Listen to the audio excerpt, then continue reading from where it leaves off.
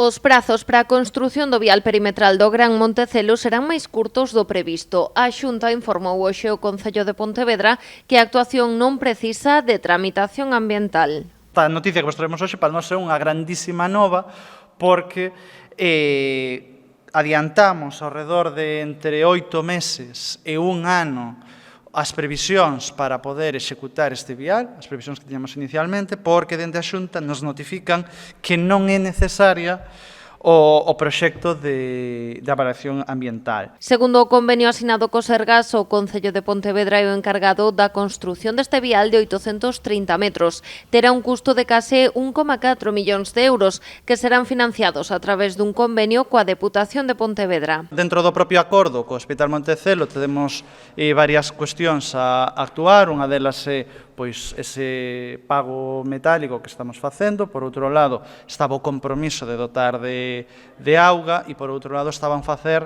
este vial perimetral pois que vai a mellorar moitísimo a fluidez do tráfico e tamén os desplazamentos a pé da propia veciñanza e da xente que acude ao hospital. A estrada unirá a Rúa Ángel y Meses coa contorna do pabillón do Príncipe Felipe. Terá 2 carrís, un para cada sentido, 4 rotondas e contará con medidas de acougado de tráfico. As obras comezarán cando a Xunta remate coas expropiacións.